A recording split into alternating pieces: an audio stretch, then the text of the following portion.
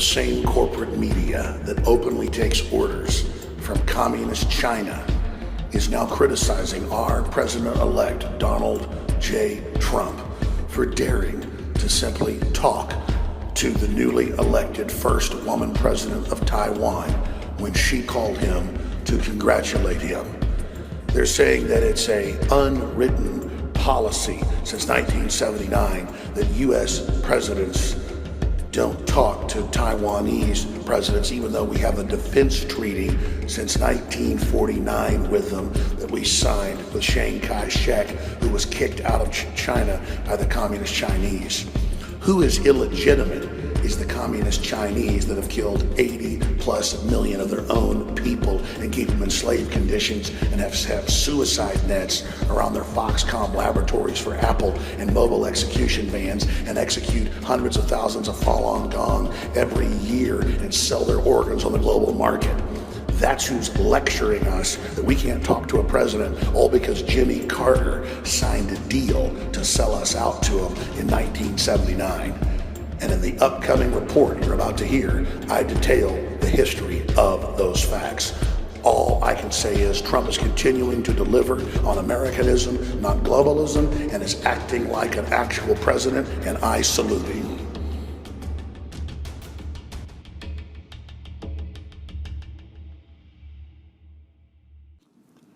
I want to break down the China-Taiwan situation from a historical perspective that, again, is incontrovertible. What I'm going to break down here is a fact that is even in mainline history books, but is not taught on the History Channel or on the nightly news in general. Sometimes the History Channel has actually gotten it right and told the truth. And that's where we start. 1949. The communists had been around since the 30s. They'd taken over some of the mountainous areas in China. They had held out during World War II. And at the end of World War II, they became allied with the then brand new CIA that had come out of the British OSS. And basically, even a lot of U.S. intelligence officers and Army officers got arrested by the communists because they wouldn't go along with the full takeover of the country, and they themselves were tortured, they were killed. Many of the Christian missionaries that were there were also captured and killed. And of course, the John Birch Society is named after John Birch, who was captured and tortured to death for not supporting the communists. And our government completely turned a blind eye to all of this. Now, it's a huge history. I'm going to stop there with what happened in 1949. But if we fast forward to 1979, by then, deals have been made behind the scenes via Henry Kissinger and George Herbert Walker Bush, who was then ambassador to China. Of course, he'd also been director of the CIA, to make a deal economically with China to give them the rare earth minerals, to give them the Panama Canal, and to give them control of resources as long as they didn't become military dominant in the surrounding areas of Asia, like the South China Sea, and as long as they didn't menace Japan. This is all mainline history, folks. Now, of course, from the beginning, China was double dealing the entire time. Now, fast forward to 2016, China has 97.5% of rare earth minerals that you need to make basically any computer device or electronics. That's been done by design. The West just doesn't touch it, doesn't mine it, doesn't go after it, because there's a corporate global treaty, just like TPP, unratified by governments but followed, okay? So fast forward to the globalist operative who was following this whole plan of Kissinger and Brzezinski, 1979, who's president? You guessed it, Jimmy Carter. Jimmy Carter signs a deal to hand over the Panama Canal, the eighth wonder of the world, to the communist Chinese. He then signs a deal to give them all the major deep water ports that the U.S. had previously had in the world, and to give them access to all of our refueling stations, previously known as coaling stations. Again, the globalists are making a deal to use Chinese slave labor to leverage out the planet's other major economic and industrial operations to create an economic consolidation, vertical integration model. This is globalism. China is the key. That's why they say China is the new century. America and the West is declining. China's the future, because the deal was made because they were authoritarian to transfer all power to them, because they would then side with the globalists in the phase we're now entering to establish an open world corporate government. Now, enter Donald John Trump, 45th President-elect of the United States of America. Trump is being advised by Mad Dog Mattis, who is a brainiac, huge reader, huge understander of this, big anti-communist.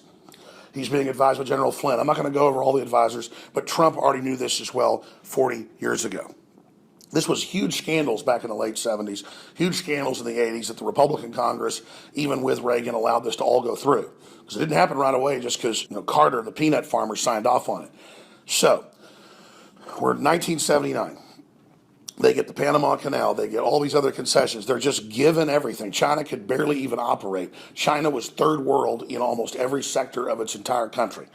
But now they're going to be given the deal. Corporate taxes are raised to the highest in the world in the United States and Europe, so you cannot compete here. Where do you go? China. So over the next 30 years, that all accelerates. That brings us to about 10 years ago. Taiwan is where Chiang Kai-shek, the nationalist, fled in 1949 when the CIA and the United States government betrayed him. That's even since been on the History Channel. That's now admitted. The John Birch Society said that in 1956 when they were founded. It was proven over a decade ago and declassified. Look it up for yourself. They have History Channel shows on it, you name it. They gave Chiang Kai-shek rifles that didn't have firing pins in them. Remember all that? So, and they gave him all the intelligence on even how to arrest members of the U.S. Army and people that were there because even elements of our own government didn't know, so there was different factions in our own government. So this is the high treason selling us out to the communists in China for command and control. So they all flee to Taiwan in 1949. It becomes the nationalist hub. We give them weapons. We have defense treaties with them. All this goes on. Going back to 1979, the sellout, not just the Panama Canal, not just the agreement on rare earth minerals and mining, not just all the agreements on textiles and everything else. No. Now, 1979, Jimmy Carter says, we're no longer going to talk to the president of Taiwan. We're not going to recognize them. But we still had a defense treaty, so okay, we'll sell them weapons. But we won't sell them weapons that they can actually defend themselves with properly. We'll sell them out-of-date crap. Now, along comes Donald J. Trump, and he says, hey, this isn't business as usual, where China owns our debt and China lectures us, and every major Hollywood movie you see has weird propaganda in it about how Chinese science is why we're able to go to the moon or Mars, every movie you see, like The Martian, you name it, we don't have boosters that work, and it cuts to the Politburo with big red flags waving, in some cases with actual members of the Politburo, and they save America in every major movie, from The Arrival to The Martian to you name it, and they stop U.S. films from coming out, like Red Dawn 2, and cut China out of it. They're buying up all 6 Hollywood studios as we speak and bragging they've captured us. They make Obama get off the back of the plane, treat him like total crap, tell him screw you Americans. Remember that 3 months ago? This is all part of their out-of-control, insane arrogance, and they've broken the deal with the globalists and are now militarily expanding into Africa, into Latin America, into the Caribbean, into all areas of the Pacific. But again, Kissinger and others are happy because they were always part of the double cross against America. Let's continue. So there's the New York Times, there's the Washington Post, there's CNN. How dare Trump, a president-elect, take a phone call? But first they lied and said that the first elected woman to Taiwan, she won in a landslide. She's a pro-nationalist, a party very, very popular, but also liberal in a lot of their policies. So they're bipartisan, very well balanced. She calls him. He takes the call. He knows full well what he's doing. She congratulates him. He congratulates her. And then the media acts like, how dare this buffoon screw us over and anger the Chinese that are now in the news lecturing us and getting in our faces. And Trump tweeted, funny, we sell them billions of dollars of weapons a year, but then we won't even take their president's phone call. This is disgusting. Then the media spun him like he didn't know what he was doing. Trump knew exactly what he was doing. He said, we're going to be treated with respect. We're not going to have one-way streets with China anymore. They've broken their deal even with the globalists, and the American people didn't sign on to that deal with the globalists. So there's a basic snapshot history of what's really going on with China. And as Christ said, the people perish for lack of knowledge. You will know the truth, it will set you free. And if people want to know the truth, if they want to be set free, they can study history and understand that basically, if you look at globalists today, they say they want to replace human workers with robots so they can dictate the terms of human surrender to the technocracy. Well, before they had robot factories, they had 1 billion Chinese. Back then it was like 900 million in the late 70s. Now it's 1,300,000,000, okay? And that is basically the biological android army of the globalists. That's how the globalists, the technocrats, see them. They see us as subhuman. They see the Chinese as subhuman as well, to just build all these widgets and different things so the West would sell out its industrial capacity to communist China, and that's now happened. And President Trump is breaking through that, as he's promised to do, and is bringing jobs back to America, and is standing up for our nation, and is standing up for our republic, and doing absolutely incredible things. And that's why they're panicking.